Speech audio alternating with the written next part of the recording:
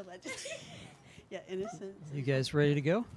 All right. Yes. Well, hey, good evening, everybody. This is Patrick from the Poison Pen Bookstore. Hi, Patrick. Hello. Hello, everybody. Yay, Patrick. I feel like I'm in a 12-step meeting. But You are. I am, that's true. But we're delighted to have Kaira Rouda with us this evening, talk about her brand new book. We were just discussing how wonderful her titles are. You know, we were never friends. Jill is not happy. Very uplifting. Wonderful title. But our dear friend Olivia Fierro has come in to talk to Kaira tonight. So please give them both a warm welcome. Hello. Thank you, Patrick. It is my pleasure to be here. It is so exciting. And I so enjoyed this book. And you're right, that is a fantastic title. Can't you see a situation where you would be like, I haven't heard from you in a while. I'm really kind of hurt. And then you would get that text message back, like, we were never friends. Like, you know, or I thought I would be a bridesmaid in your wedding. This is really surprising. We were never friends. I mean, there were a lot of scenarios where that would potentially, maybe, come across. Right, I know. Like, what a message that would be. It's a very strong message. It is. I mean, it's kind of shocking that this hasn't been a book name already, right? I know, and it wasn't my title. I did not pick this title. I had a really lame title. What? Yeah, usually I have pretty okay titles, but this one was originally called The Engagement Reunion, and no one wants to go to an engagement reunion. The engagement reunion. Okay, yeah, it didn't have the same ring. People are not happy about that. And also, I just had been through 2 weddings of 2 of my kids and another kind of half kid back there. And thank you, Drew, for coming. So I went to a lot of weddings last year. And so that was kind of in my head, the whole wedding thing, but that was not a good title. Yeah. Okay, so we should not gloss over your incredible achievements coming into this book. First of all, I mean, a best-selling author, many lists, many organizations. One of the things that I found so interesting about you and your bio is it feels like you're the type of person that has managed to live many lives already. And so I imagine that when you sit down to write a book, you're able to pick and choose from many more life experiences than most people have had firsthand knowledge of. Multiple careers, multiple unique, firsthand knowledge of things that most of us have only been able to read about. Right, which also means I'm old. No, because you can be old and have seen and done nothing. I mean, that's a fact too. Yeah, but it's true. I joke that I have a lot of pent up content. I do. I don't know, how you kind of collect things over years and encounters and experiences, and they're all kind of rolling around in there. Yeah, and a lot of them are now twisted into kind of a darker side with suspense. Yeah, as they should be. Stir it up with a little bit of the dark side. Let's begin for our friends who are watching, maybe online, and those folks who are here, beginning with the first career that you had, because I think that those accomplishments also are kind of feeding these very interesting, complex, high achieving women who you're writing so well. Oh, I like that. I've actually never really made that connection seriously before, because when my people come to me, my characters come to me, they're also like in my head. So they just start appearing and start talking, and I'm writing their stories. So I actually haven't made that connection. So anyway, I guess, are you talking about the journalism part? Yes. Yeah, so my first career was in journalism. So I was like a cub reporter for a business newspaper, and then I wrote for a lot of magazines as well, and also was one of those reporters who has to go cover the society pages, which I actually found really fun because it was me and a photographer, and then you'd go to these balls and all of these, I don't know, just fancy places, and you're in your 20s and you don't even have air conditioning, and you're like trying to get there before you're sweating, and yeah, it was really fun to like kind of be that person looking in on these people that I now write about a lot. And I think learning as a journalist, as you know, it trains you to write no matter what, because you're on deadline. And so I think that really helps with this career in particular, because it's not like I don't really not feel it that day. Like if I have to, you have to do it. You do it, yeah. Mm-hmm. And then later you build another business. You're in real estate, but you're doing everything you're doing is female focused. Yeah. You're speaking, you're inspiring female entrepreneurs. You're doing a lot of things. Yeah, so I'd always wanted to either be a novelist or Darren Stevens of Bewitched, which is the weirdest things. I know most people.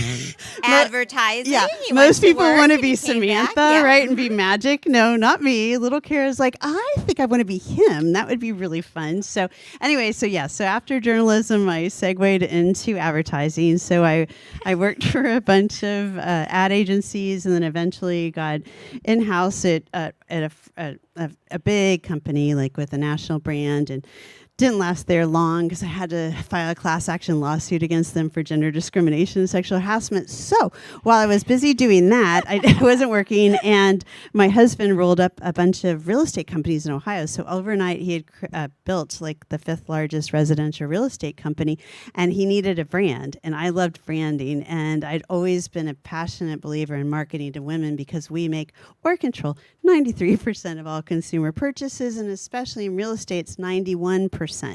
So back in the day when this launched, the brand was Real Living. We launched and we acknowledged that fact. And at the time, it was always 2 white men shaking hands in front of a yard sign. There was no mention of the fact that also women real estate agents were propelling that whole industry. And that was, in fact, one of the best ways for a woman to have a career with no glass ceilings. So you've got these powerful women real estate agents, and then you've got women consumers who are controlling the buying process, and nobody's acknowledging them. So it was really fun. So we became the first residential real estate company to market to women, which, back then, like, I would go into a business meeting and say, now, when you meet her, or when and they're like, who's she? Who's her? I'm like, that's your customer. Hold on, big guy. So we grew to 22. She's allowed to purchase a home now? Yes, That's I know, legal? right? Yeah, Okay. it wasn't the 70s, luckily. So anyway, so that was a really fun time, except for you're running a business with your husband. I read a lot of marriage thrillers. So anyway, but actually after that, then someone asked me to write a book for women about this process of like taking your personal brand and attaching it to a business brand and creating a unique presence in the world, which I really believe in. And so my first book was a nonfiction book called Real You Incorporated, 8 Essentials for Women Entrepreneurs. So that's kind of how that happened. It is so cool because then also, if you look at her website, she has advice for writers about how also it is important to have a brand as an author so that you can, build yourself.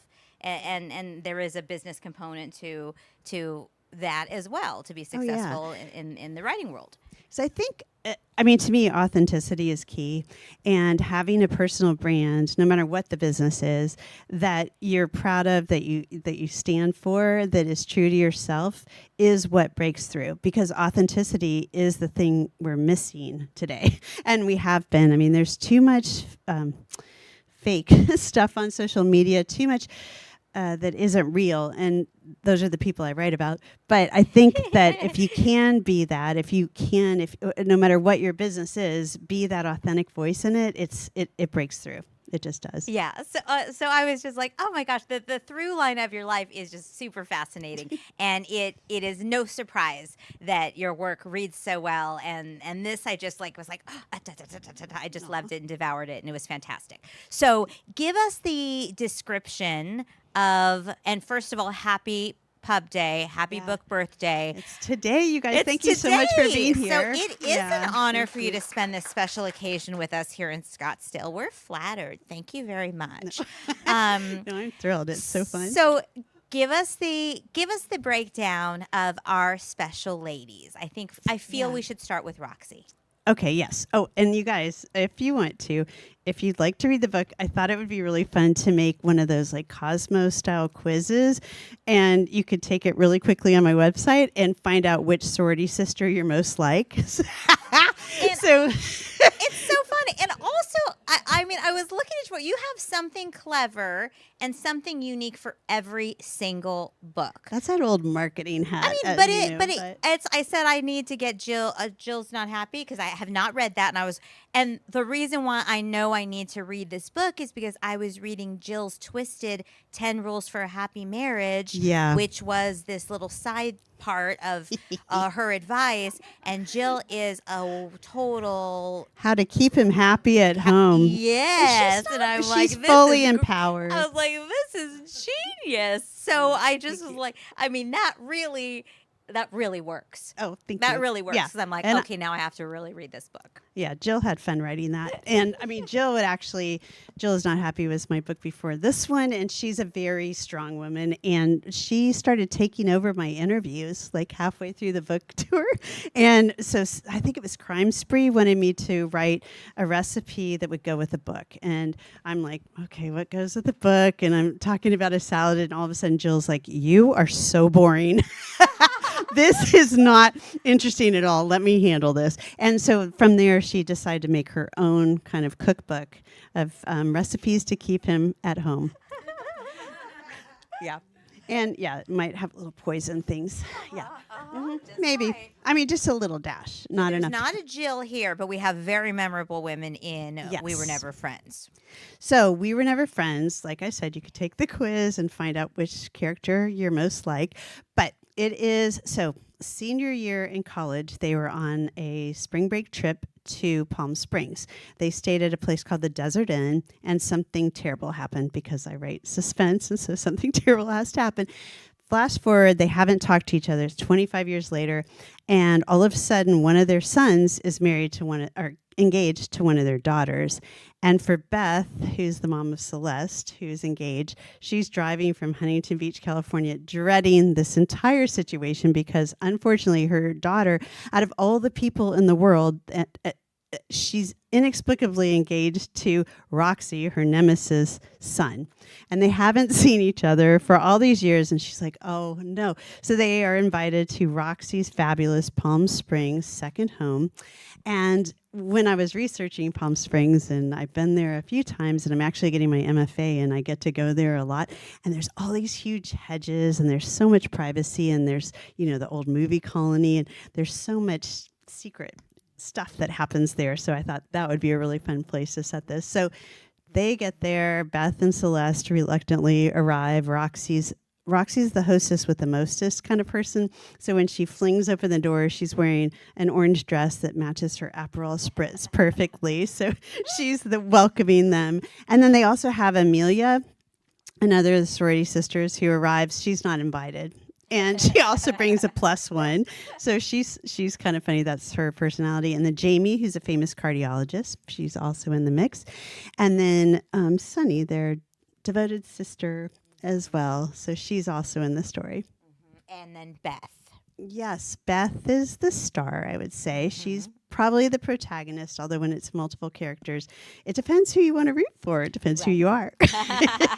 Who do you identify with the Exactly. most? So who That were depends. you when you took the quiz? Well, of course you think you're a Beth because you think you're the nice one, but I'm probably a Roxy. I love that.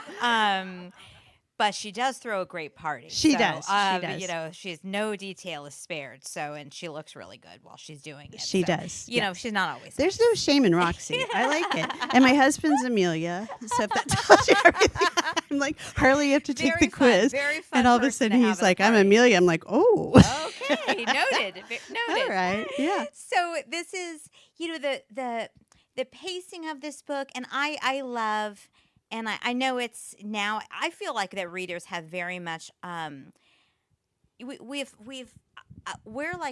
feel like I enjoy the most the multiple character narration. Maybe it is because we have short attention spans in this day and age. I mean, I think we all probably saw that stat. As readers, we're very surprised because we think everybody reads and we think everybody's always sharing books, and that's kind of our world if you're reading and coming to bookstores and all of that. But more than 40% of Americans read not one single book last year. I know, that's so sad. Yes. Oh. So I think, it's harder and harder for people to sit down and really concentrate on a book and appreciate it. And so I think the multi-character storytelling really allows us to hop around and, a busy mind. You can never get bored with the voice. I hope so. Yeah. Right. Yeah. And for me as an author, it's fun too, because bet. if Roxy starts trying to take over, as she will, then I'm like, no, get off stage. It's somebody else's turn. You're like, no. Yeah. Like Jamie's shy. She hasn't talked lately. So get up. Yeah. Yeah. It's fun. So were you a sorority girl? And what elements of that experience did you bring into this? And did you want to make any calls ahead of time to any sorority sisters to say, like, I do not have any hard feelings against you. This is not It's reflection super awkward, of my right? experience. So in the dedication, I said that to my Vanderbilt sorority friends. I'm like, okay, this is not about you. It's not about that. I was in a sorority, and it's funny because I'm a daughter of a professor, and when I went to college, he's like, you will absolutely not do that. This is for studying. This is, you will get a liberal arts degree. You will expand your mind. And then I get to Vanderbilt, and it's like 97% Greek. Like literally everyone was in a sorority. And I'm like, okay, Dad, but everyone here is in a sorority. He's like, I don't care. You're not doing it. So then turns out the two women across the hall from me, Tammy and Mary Beth, were like the top rushies of the sorority. And I didn't even know anything about sororities. I'm like, gosh, you guys have a lot of friends already, and you're going out to lunch and like dinner. And they're like, well, eventually they felt sorry for me, and they just started, taking me along. So I start meeting all these women. And anyway, I think I was like the third wheel that if they didn't, pledge all three of us, then they wouldn't have gotten those two. So it's really how I got in. But it turns out it's so fun being part of a group that's like sisters all of a sudden. And they're actually tomorrow night in Dallas, the woman who is the president of our sorority, who makes my palms sweat still, she owns a bookstore now in Dallas. Oh. And she is hosting me, and like the chapter, the alumni chapter's coming, and I mean, it's so nice. Cool. Yeah, and I'm going to be a nervous wreck, you guys, because I haven't seen some of these women since, they were seniors and I was just freshman pledge, and that's just terrifying. But anyway, so they're very supportive, and I don't know if they've read the book yet, though. So I don't. That could be a little snafu once I get there. Like, oops. Yeah. But no, it'll be fine. It's not about them. Just tell them they were all Beth. Yes. And you were writing yourself as Roxy. Exactly. Right? Yes, Yeah, you're exactly. all Beth. It's all good. Yeah. No, I was a sorority girl too, and it really is. You have at least a core group of people who you are lifelong friends with, and we Yes, do absolutely. vacations together every year, and families and kids growing up together, and all of that stuff. And then you have the people that you get to talk about for the rest of your lives too, which is also fun. Well, because it's like all of a sudden you can't you're like 80 women. You can't like 80 people all at once. Like you can like 10 of them. But Like- but all of a sudden you're sisters, right? Right. So that's what's kind of interesting to me. In any kind of group, all of a sudden you're working for the same purpose, or you're grouped together for the same reason. But then you're obviously not going to get along with all 80 people. Yes. You're just not going to, and so that's kind of where the fun lies. Exactly. In a novel. Yes, you have your little pockets of people. Yeah. So as you're sitting down, what is your approach to your writing? Do you know exactly where? Obviously, and I do want to also talk about your podcast, because it is Killer Authors Club, right? Yes, Killer Author Club. Killer Author Club. Yes, and I was the guest tonight. Yes. Yes. And the question that they answer is, why do you kill? Yes, we always pose this to our guest authors. So it's either why do you kill, how do you kill, who do you kill? One of the typical questions. And if they haven't watched the podcast before they come, they're like, really?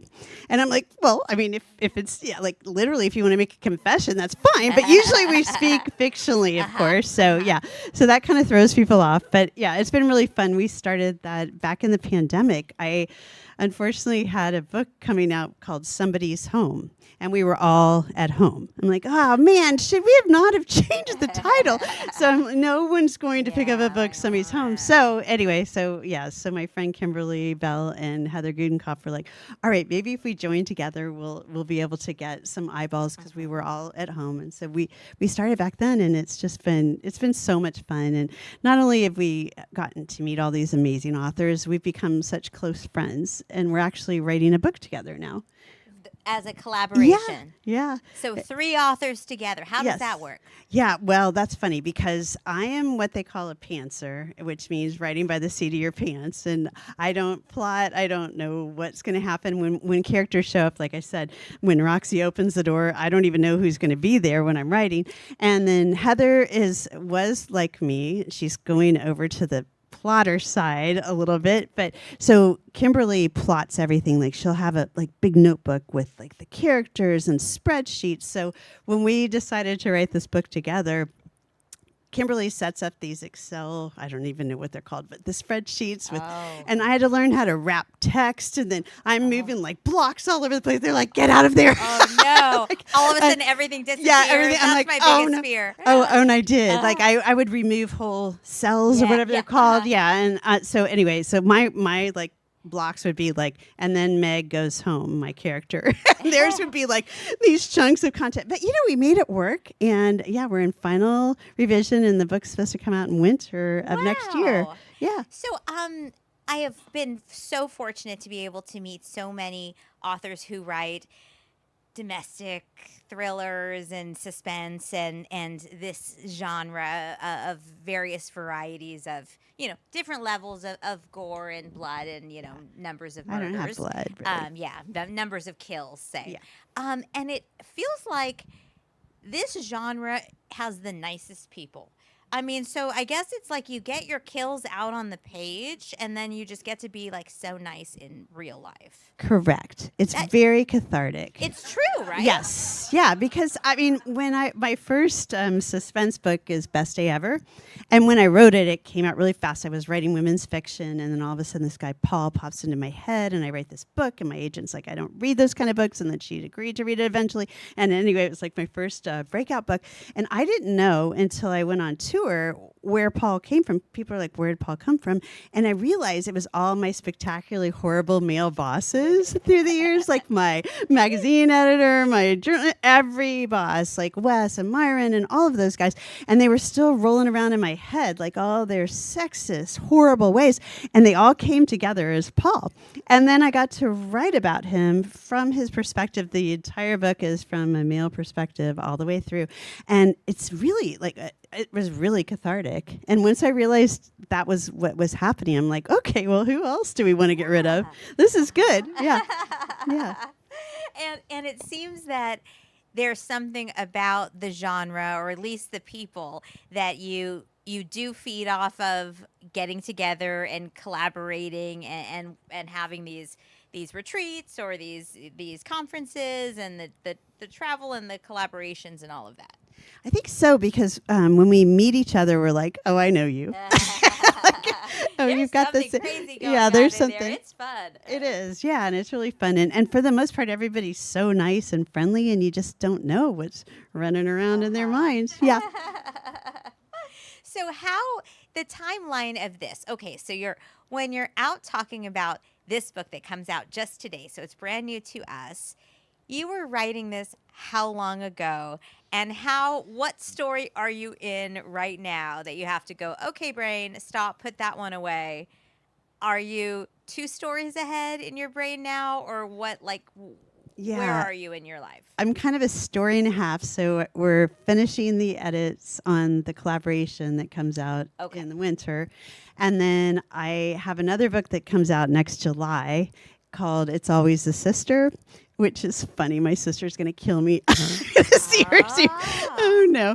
Yeah, I had a book called The Favorite Daughter, and I only have one daughter, and my daughter's like, is that about me? I'm like, no, it's not about you. This is very disturbing. Just stop. Yeah. Anyway, but so that one's the one that's kind of also in my head. Oh, okay. Yeah. And I know that you have at least one book that has a sequel, correct? Yes. I have Beneath the Surface, which is my only one option for film, which is so exciting. Yes. So what's the status of that? Well, it's the same thing. They take a long time. Yeah. Well, they take a long time, and the director producer is so excited. And anytime I hear from him, he's like, this is such great news. I'm like, I don't know what that means, but we have a script, which is even scarier than my book, which I'm like, because I think people are just pushing things in Hollywood a bit. And so I'm like, this is terrifying. He goes, I know, I love it. I'm like, okay, good. So, it's moving, which is nice. Yeah. That's Yeah. And so that one exciting. has a second book under the palms and then a third one that I've submitted, but it hasn't gone out. So that'll be like a trilogy. Yeah. And then Best Day Ever. 2 years ago, a publisher came to me and said, does Paul want another book? I'm like, Paul would love another book. He was still stuck in my head. And so he got a sequel. And so there's 3 books in that series. But otherwise, they're standalones. All right. Could our sorority sisters have a? They could, maybe. I'm trying to think. Roxy would definitely like that. Yes, would. she would. She would like to have, she has more to say. She Yeah. does. Mhm. She really Yeah, does. she does. Okay, so you introduced Roxy Yes. to our group. Roxy has been living a very luxurious life, a Very. very high-profile, wealthy life in Orange County. Yes. She's always on the society pages. Yes. Yes. And she's head to toe perfection. Perfection. Amelia, we talked about. Amelia has recently. Now, Amelia, you were also able to use a little bit of real life experience because Amelia has been living in Washington, D.C. Yes, yes. She's the widow of a senator. So she's old money and right. And my husband was in Congress for 1 term. So we were there like stomping around for a little bit. And yeah, that's a great place to set a murder too, which I did. I did. If you want to read about that, it's called The Widow and it's about a cheating congressman, which came out during his reelection campaign and the consultants were like, no. I imagine you really had to say this is not. I know. I'm like, yeah. This We were is in a- fiction. This is It fiction. was fiction. Fiction. We were in a big meeting. There were like 20 consultants sitting around this table, and Harley's like, "You better tell them." I'm like, "Oh, they're probably not gonna like this." Okay, so you guys, great news! I just sold a novel, and it's about a cheating congressman, and they're all like, "No, no." But anyway, yes. So yeah. So I like to like do a little throwback to DC every once in a while. There's a lot of fodder there. I'll probably have to do more there. Yeah. So I imagine if you were to relate to one of the characters in this book, you're more of the Beth, right? You know what? I'm actually Sunny when I took the quiz. Oh, I know. Yes. Yeah. Sunny is the very sweet one. She's perfect. Really. She's perfect. Yeah. She's perfect. She's so not. pretty and No, she's so not. sweet. No, she's not. Yeah. I was kind of surprised. My agent's like, "You are not Sunny," but she turned out to be Roxy. So she's like, "I am not Roxy." I'm like, "You are so Roxy." You are. Yeah. So yes. So Beth though is probably my favorite character, and she was the catalyst for the whole book, just because, like I said, we had a lot of weddings going on, and the whole notion of you're happy for your child, but you don't know who they're going to pick to be the partner, and then all of a sudden you're family, right? So that to me was interesting. Yeah, to me it feels like she's the emotional center because she's the one that's facing the most change and has the most at stake. And she doesn't want to lose her daughter because they're very close. Yes. And then, of course, her daughter's marrying into this extreme wealth family, and she can't compete, and she doesn't want to compete, but she's afraid her daughter's going to get sucked into all that. Also, by the way, there is a Spotify playlist that goes with this book, and it is their road trip music that takes them from Newport to Palm Springs. Yeah, which is Highly really recommend. fun. Yes. Yeah, that was really fun. So, are there any questions at this moment for our author here? Come on. And by the way, Vicky is celebrating her birthday here with us. So that's Vicky right here. Do you have a question? Let's tell you happy birthday, first of all. Happy birthday! Happy birthday!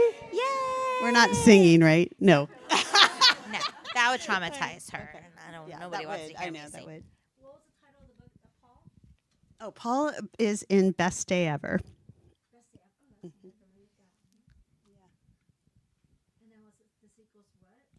So the first one is the second Mrs. Strom. His last name is Paul Strom. So it's, he's happily married to his very much younger wife in that one.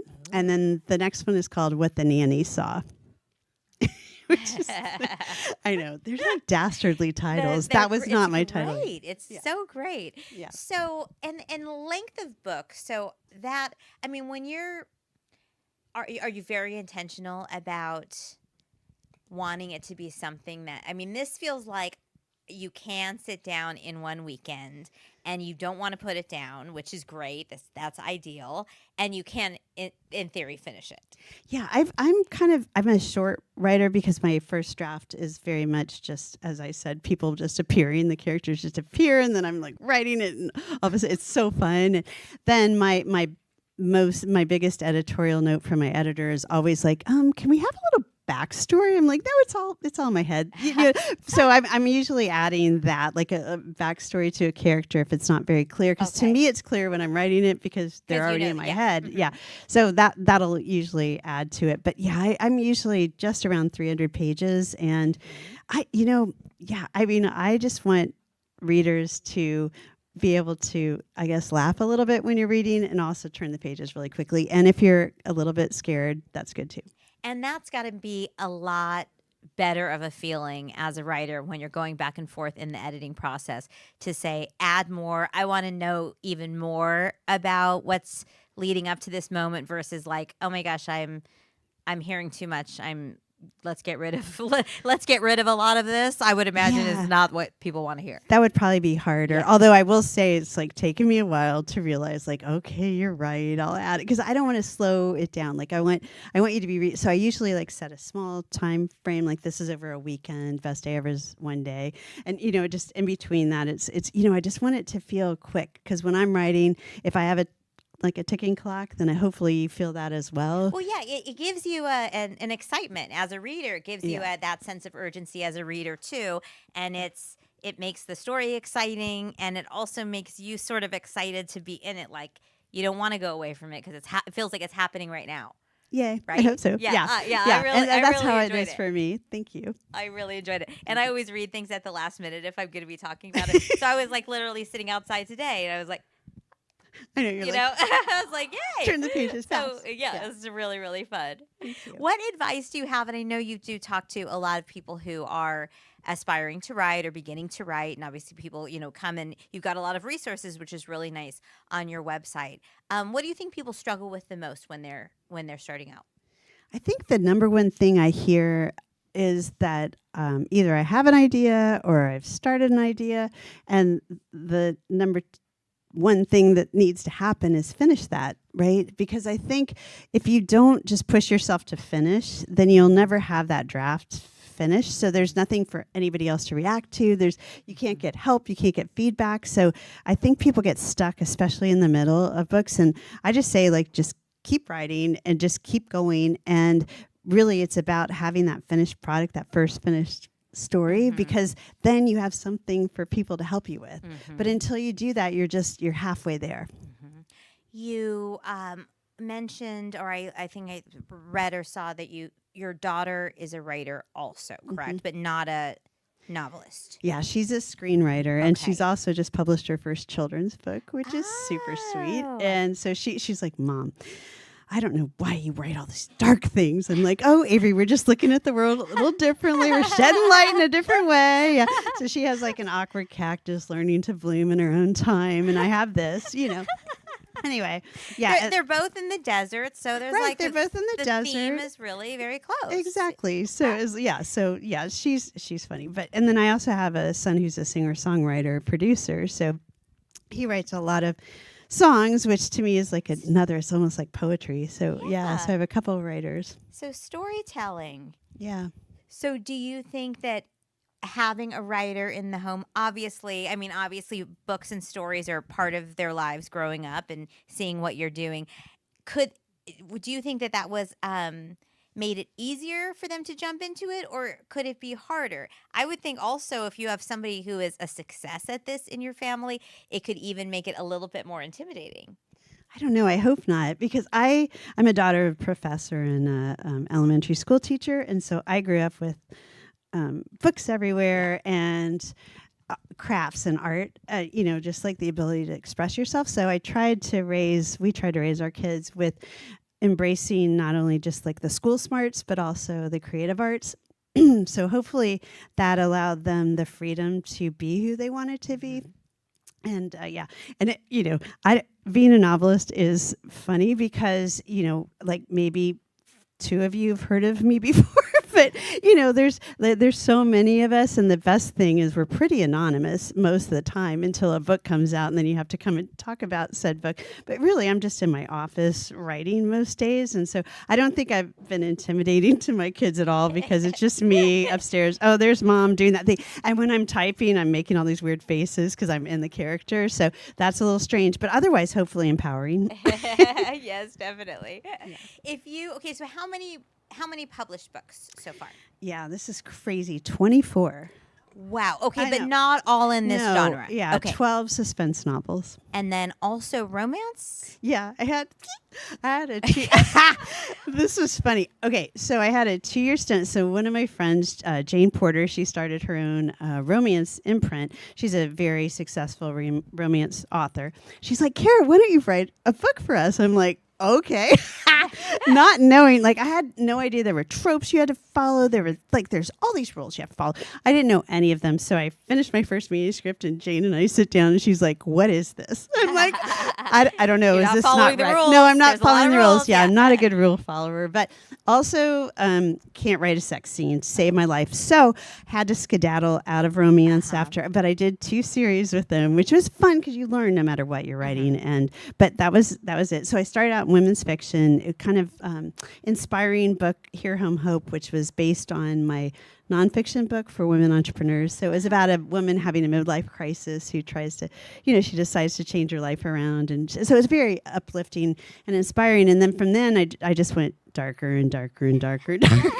So You're like, I'm finding my groove. yeah, well, because I've always been fascinated. I'm a product of the suburbs, and I've always been fascinated what's going on beneath the surface of seemingly perfect lives, because even before social media, that kind of community set up for competition. It's where Keeping Up with the Joneses came from. So I just, that's kind of the crack in the sidewalk that I've kind of stepped into with all my fiction, and it just kept getting bigger and bigger and bigger. And then Paul popped into my head, and then I skedaddled all the way to the dark side. Well, and it's all around you because you live in one of the most beautiful places around. And so it is kind of, everything can seem so Perfect. wonderful, but Right. it's impossible for it to be so. Right. But it looks like that on social media, right? Yeah. So it is a fun way. I mean, the creativity, the way to think about the possibilities for stories and murder. I mean, Fictionally speaking. yes. I mean, it's limitless possibilities. It really is. There's a lot of fodder. If you had to introduce yourself by one book, I mean, I know it's impossible to pick a favorite, but if you had to say, there is one that maybe best represents your writing style or what you feel is, you. Okay, so my bestseller is called The Next Wife, and it's actually here, I believe, back there. And it is it's about a first wife and a second wife and the husband between them. And they all work at the same company. So the first wife founded the company. It might be a little bit based on real living and the real estate experience, and not that he cheated on. No, I'm just kidding. But seriously, it was kind of that, because when you're working together and building something together, it's really stressful. And then this administrative assistant woman slips in. Her name is Tish. So it's a story about Kate and John and Tish, and they're bad. I mean, it's really fun actually, because Kate, as the first wife, she got blindsided when he leaves her for the administrative assistant, but then she might have, some revenge in mind. And there's also a teenage daughter who's been watching it all, and teenage daughters know everything, even if the parents don't think they do. Oh, okay. Yeah. So maybe start with that, or A Best Day Ever, which was the first book that started it all. Oh. And what year did that come out? 2017. Gosh, you've been really busy. I told you there's a lot of content. I'm old. Yeah. Remember? Yeah. Remember all those careers? Yep. Are you very disciplined with your time? I like to write in the afternoon. So my favorite time is if I could get the work stuff out of the way of writing, and then start about 1:00 in the afternoon, and then I could go I could go all night if I was allowed to, but usually I got to eat or, like communicate with other humans. But yeah, that's my favorite time to write. But I wouldn't say all day. I think or every day. I think the thing that I've learned as well is that it's really important to trust your muse. And if she's not feeling it, then it's way better to go for a walk than it is to like try to force words, because when you try to force words, everyone can tell. And then my characters are like, we're not feeling it. I'm like, okay, we'll go for a walk. So I so it's not like every day. Yeah. I always wonder too, I mean, this, obviously you get so much joy from this genre. Do you feel though, because you're writing it all the time, that you sort of have to stay away from reading it? Or No, are you able to read it all the time? I and have still to read enjoy it all the time because Okay. the Killer Author Club. Oh, So, yeah, 'cause you're so- talking about the books. Right. So it's kind of like this, right? Uh-huh. So I'll read it and then, but I can't read when I'm in the first draft. Like if I have like the characters talking to me Right, and I'm yeah. writing, then that's really hard. So then I have to fake it. Okay. Yeah. Yeah, Not because, that I I'm mean, not you- skimming the book and right. really engaged. But it I would am. seem like it would be very hard when you're coming up with your characters or coming up with scenarios. If you were right in the middle of a book and then you sit down to write something, and then all of a sudden they're at the same place. Or I mean, it just seems like it would be natural to be. It would be very hard to separate. It's like reading two books at the same time. I can do that only if they're different genres. Yes, different genres, Right. right. And it's almost like writing and having them in your head and then going, I don't know, out to dinner with friends. I have to have like a buffer zone in between, like where I can kind of step back into the real world as opposed to being inside my head in my office, which is weird as well. But we just have to have that. Okay, so much to So think much to about. unpack She's there. a very Yeah. creative mind. There's a lot more activity going on in her mind than mine at any point in the day. That we know I for don't know. sure. That's probably a blessing for you. Any questions? I know you have some. I do have some from our online audience. Perfect. Yeah. And actually, I'm curious about this too. You mentioned an MFA program. You published 20-some books. Why? It's funny. I found this list of to do. I don't know. I wrote it. I don't even know. Probably 20 years ago, and I found it. It's like a spiral notebook, and number 5 on the list was get your MFA. And like I said, I'm a daughter of a professor and a school teacher, and to me, growing up, school was like such a privilege and the ability to learn. And so truly, I was at this book carnival in Tustin, which is a famous bookstore, and Anne had double booked us. And so Todd Goldberg and myself were both booked at the same time, and he writes like mafia, like dark, bodies buried, and I'm like suburban, subtly killing people.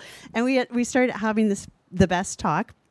And then all of a sudden he's like, I'm also head of the low residency MFA program through UC Riverside. And I had just found that list. And I'm like, wait a minute. Like right there. I'm like, whoa, can we talk about that a little bit? I've always wanted to get my MFA. And so then the whole entire talk turned to this program with UC Riverside. And he's like, well, you should apply. I'm like, I think I will. So the next thing you know, there I am. So yeah. So He's a great writer in his own right. oh, he's amazing. But Ivy Pacoda Yeah. and lots of different Gabino. and lots of really good guest Yeah. lecturers. I'm sure that's fantastic. Yeah, so it's really fun and it's so great. I mean, I think it's great to learn no matter how old you are, and it's been really fabulous. Yeah, it seems like what they don't cover in a lot of those programs is the business of the marketplace. And they do a good job there Do of they? talking about the business because there are so many working authors who are professors, and it really is business focused. So I'd recommend it to anybody that's thinking That's about cool. Yeah.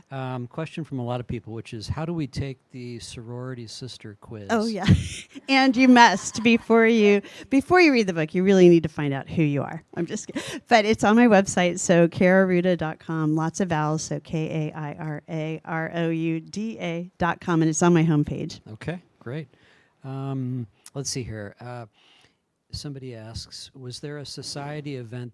Sorry, it's the body up there. Yeah.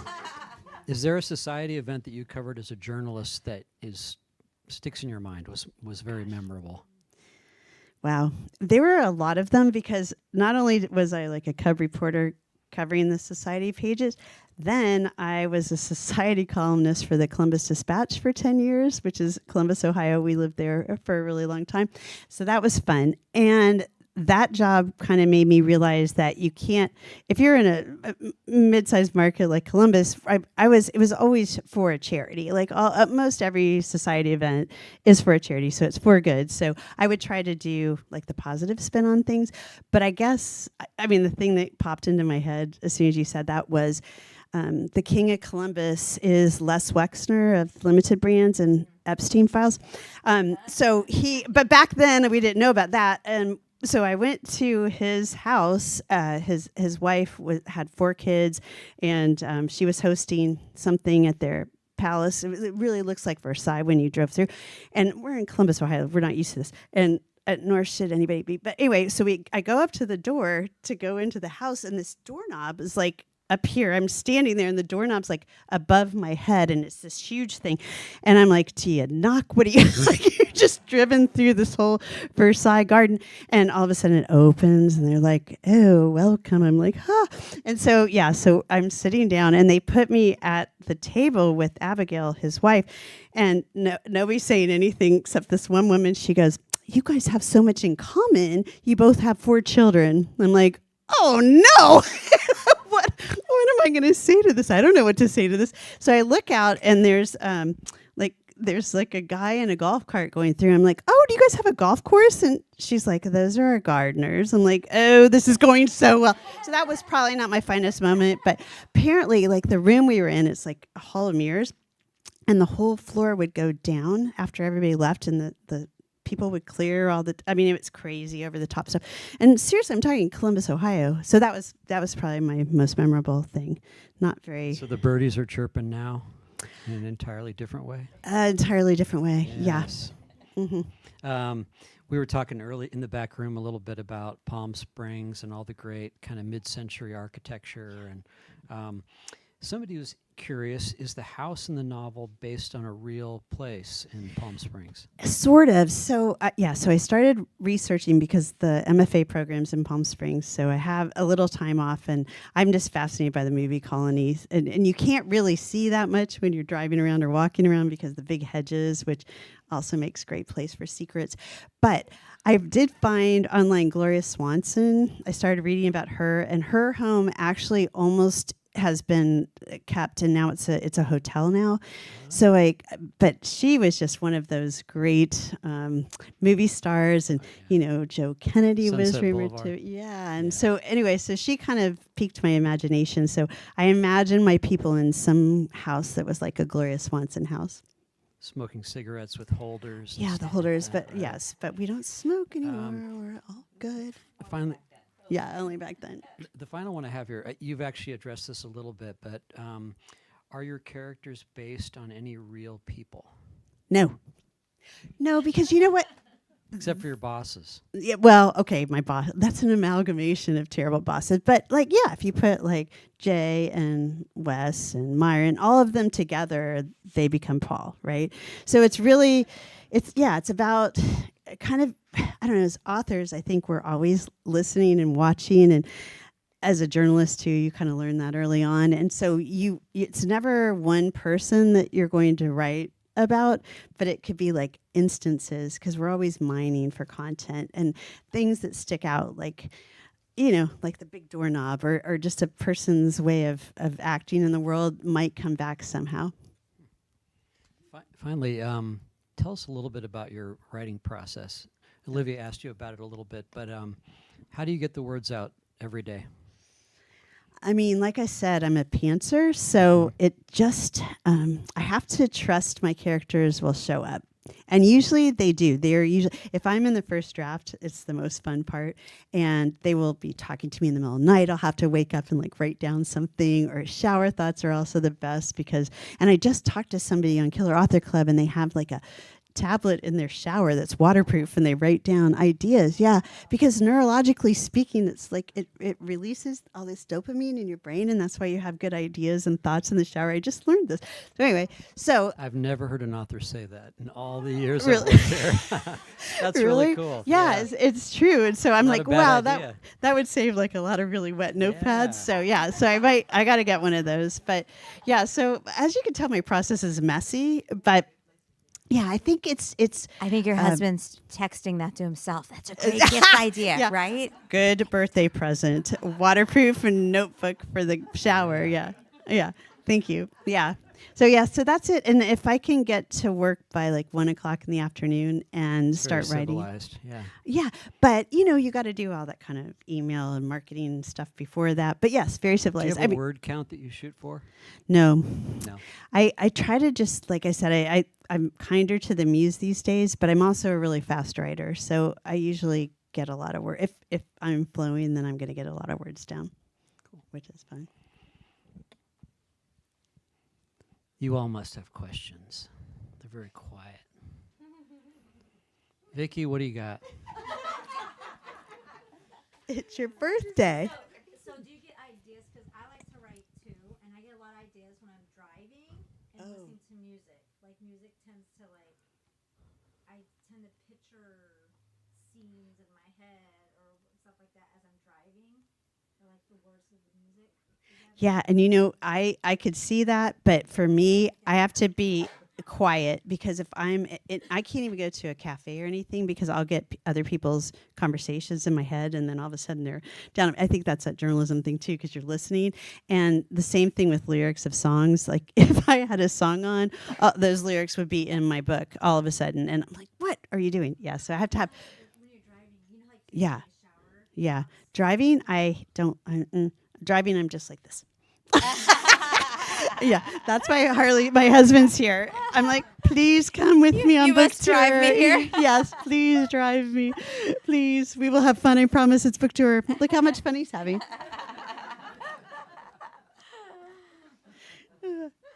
Oh my God! Well, this has been really fun. You guys have any other questions? She's given you all of the information, all of her secrets. Yeah. Secrets revealed. By the way, you mentioned that it's Les Wexner. Mm-hmm. There is a book out. I think it came out last year about the creation of Victoria's Secret, which Yeah, was that's him too. limited.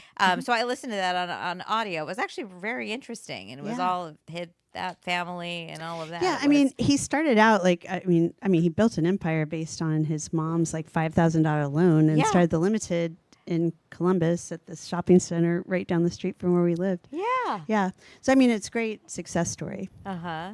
Who was Victoria? With the other, but you know. yeah, but it touches on that. I mean, Yeah. that was some other stuff. Yeah. Do we Yeah. know who Victoria was and what her big secret was? Or No, she No. wasn't. There wasn't a girl. There There was was no lost. one. But there were a lot But of there were a lot of secrets. secrets. Yeah. Now we know there were Oh, plenty yeah. of secrets. We kind of thought that back then too. Yeah. Yes. Christina. What is the book that you're writing with the two other authors? Oh yeah. Oh, really? What is that book about? And do you guys have a name? And it's just easier when you come up with it with three. Three of us. Yeah.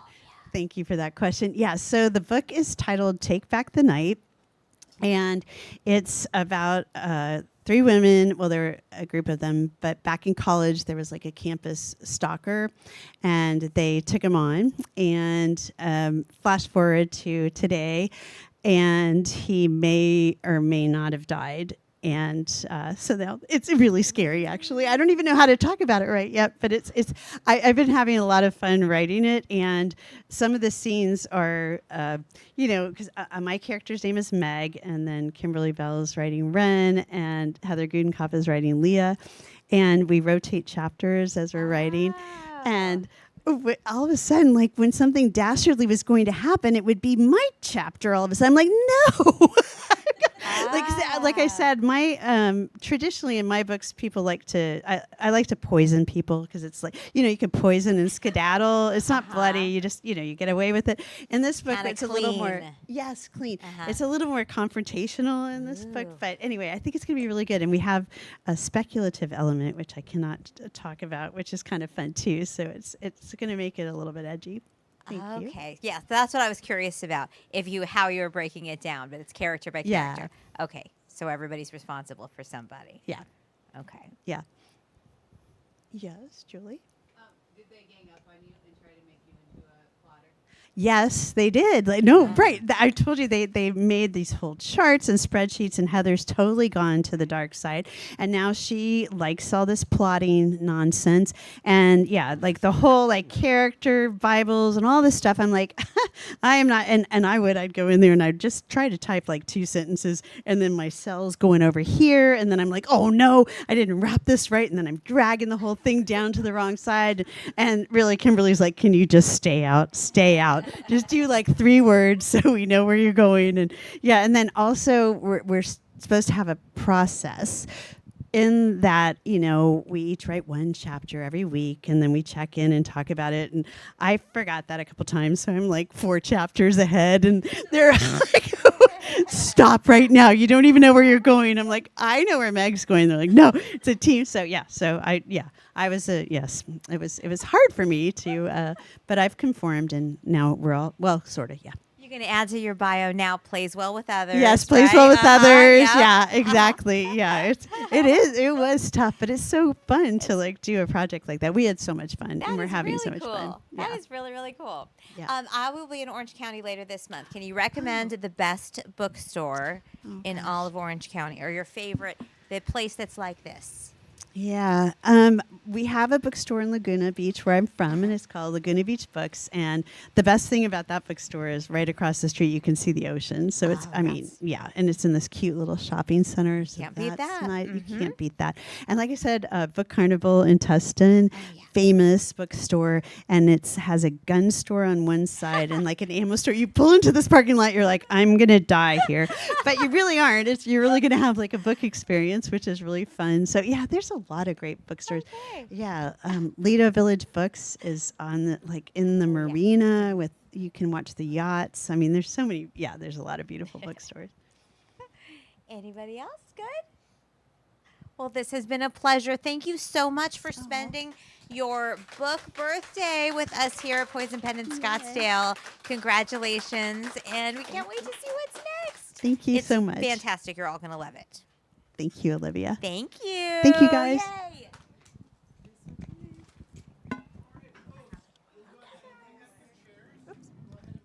I got it. Thank you. Sure. Amazing. Thank you so much.